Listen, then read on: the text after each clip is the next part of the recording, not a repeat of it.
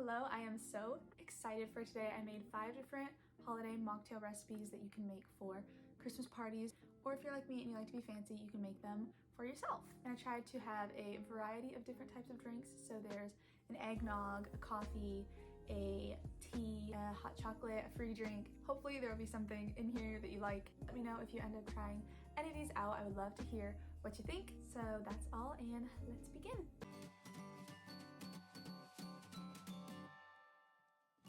So the first drink we're going to be making today is a mock candy cane white Russian, basically just a candy cane latte. I used my French press to brew a pot of my favorite decaf coffee from the Paris Market in Savannah. Any strongly brewed coffee will work. So I let that sit for 4 minutes, and while that steeped, I went ahead and prepared the rim of the glass. So I melted down some white chocolate chips and crushed a couple candy canes to sprinkle over the rim.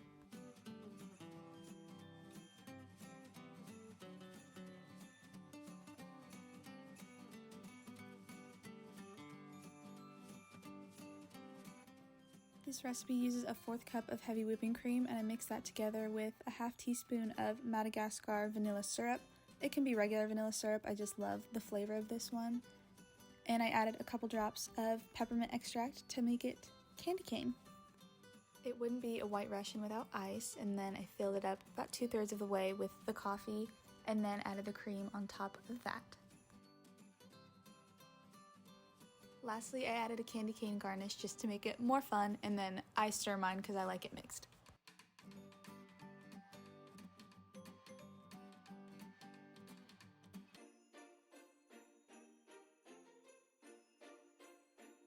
This next one is a pomegranate cranberry mojito, or no-hito if you will, since there's no alcohol.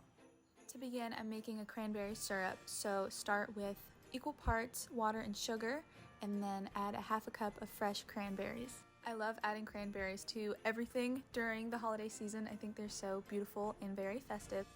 While these are on the stove cooking, I squeezed my lime and muddled that together with the mint leaves. Now this part is very up to your own taste and preference. I actually don't like a lot of mint, so I only used 2 leaves, but you can add as many or as little as you'd like. Here I am being resourceful using a spoon since I don't have a muddler. Then I rimmed my glass with some lime juice, and I rolled that in red sanding sugar.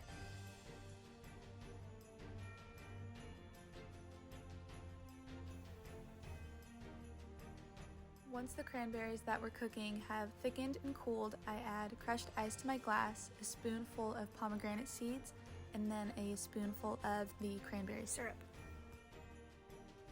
For the actual drink, I use a mixture of pomegranate juice, the lime with the mint, and ginger ale to top it off and add some fizz. I got my pomegranate juice from Trader Joe's. It was much more affordable there.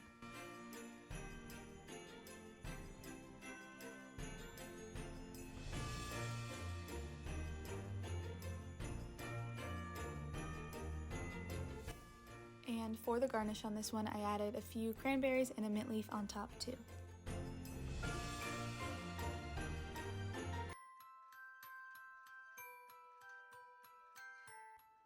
This tea is very easy to make and tastes great, so I used the juice from 1/2 of an orange and 1/2 of a lime, and then I sliced the rest of the orange to put into the teapot.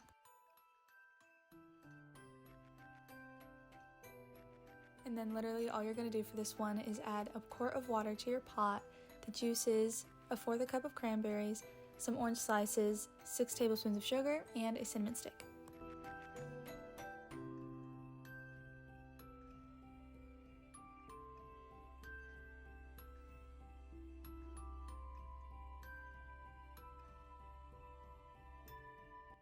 I put this on the stove on medium-high heat, and then once it got up to a boil, I turned it to low and let it simmer for about 30 minutes.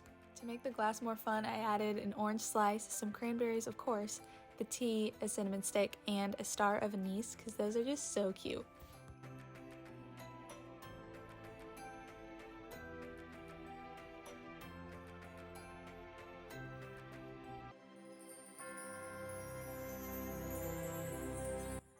This makes about 1 to 2 servings, so you could definitely double it if you want more.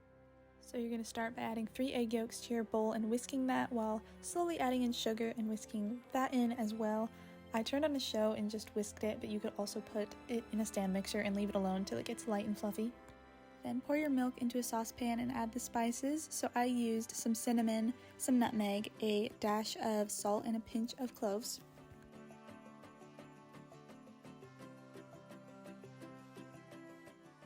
Place on the stove over medium-high heat until that comes to a boil, and then pour about a 1/4 cup very slowly, whisking constantly, into the egg mixture, and then whisk that back into the milk mixture. You're going to want to do a whole lot of stirring so you don't get any cooked egg chunks, because that would be nasty. And then place that back on the stove and bring it to 160 degrees to thicken it and make sure that the eggs are fully cooked. Let chill for an hour and then add heavy cream and your vanilla to the mixture and whisk that all up, and then you're done.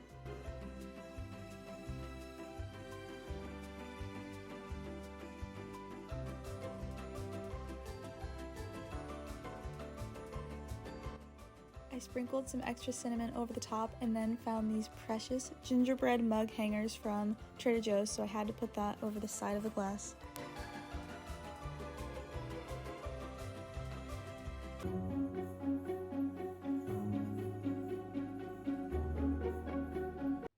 I always loved getting these as a kid, so I decided it was time to learn how to make them. First, I made peppermint whipped cream, so that's just some heavy whipping cream, powdered sugar, vanilla, and peppermint extract.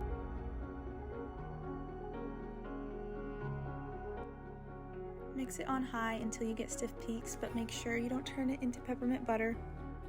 This is probably the easiest recipe out of them all. You're just going to add everything into a blender and blend it all up. I didn't have any chocolate syrup, and my precious grandma made me homemade chocolate syrup, so she's a queen.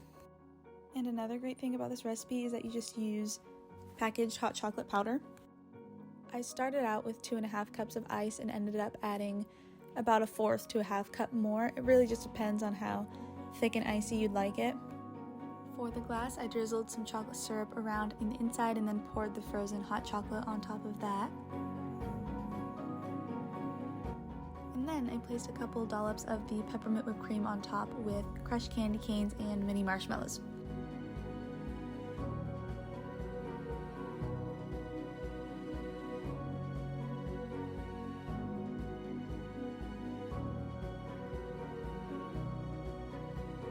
So those are all the recipes. Thank you so much for watching, and again, let me know if you try any of them out, and if not, thanks for being here anyways. And also, if you have any other video suggestions or recipes that you'd like to see me make, I would love to hear from you.